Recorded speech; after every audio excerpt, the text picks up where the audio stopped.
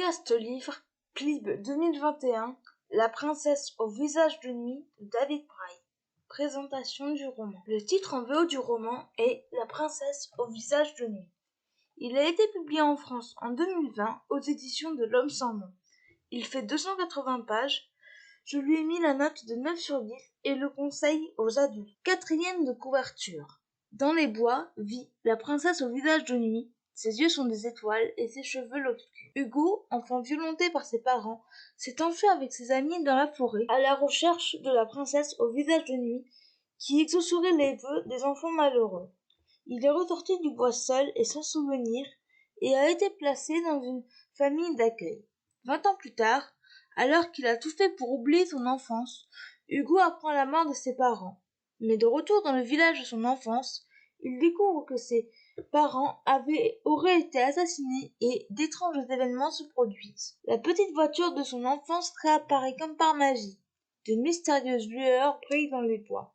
Les orages soufflent des prénoms dans le vent. Ce que j'ai pensé de ce roman. J'ai lu ce livre pour le Plib 2021. Il fait partie des 26 romans sélectionnés. C'est presque un coup de cœur. Pour ne pas vous gâcher le suspense, je ne vous parlerai pas du résumé. Les personnages sont très attachants. Hugo est un jeune homme qui vit à Paris et qui revient dans son village natal 20 ans après l'avoir quitté. Il a été blessé par la vie.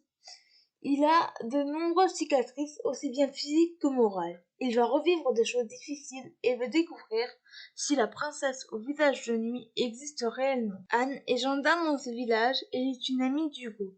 Elle veut retrouver le corps de sa sœur aînée, Sophie, qui a disparu il y a de nombreuses années. Elle aussi, par extension, est une victime de cette histoire, au même titre que le héros. Chloé, Sébastien et William, les amis d'Hugo, sont sympathiques. Au départ, on ne comprend pas vraiment ce qu'ils apportent à l'intrigue. Puis, petit à petit, les rôles s'étoffent.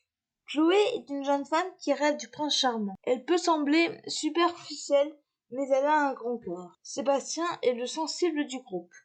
Toujours présent pour les autres, il a tendance à s'oublier. William est le blagueur.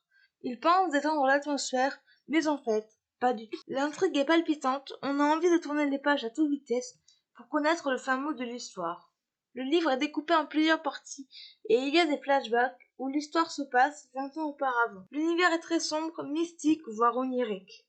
La princesse au visage de nuit existe-t-elle ou est-ce une légende? L'écriture est très immersive, on se sent tout de suite dans ce village et cette mystérieuse forêt. La fin est magnifique. En bref, une très bonne lecture, mais il m'a manqué un petit quelque chose. Extrait du livre. De l'orage prévu? S'étonne le curé. Bernadette frissonne. Élisabeth Pirier resserre son châle sur ses épaules. Les employés des pompes funèbres fouillent le ciel d'été à la recherche de nuages invisibles. C'est la princesse au visage de nuit, annonce la vieille Lisaine. Elle s'est réveillée. Les points forts de ce roman, les personnages, l'univers, l'intrigue, l'écriture et la fin. Les points faibles de ce roman, un petit quelque chose sans savoir quoi. Voilà, c'en est tout pour ce podcast. J'espère qu'il vous aura plu. N'hésitez pas à me donner votre avis et vos commentaires sur YouTube, à vous abonner à la chaîne et je vous retrouve très bientôt pour un nouveau podcast. Ciao!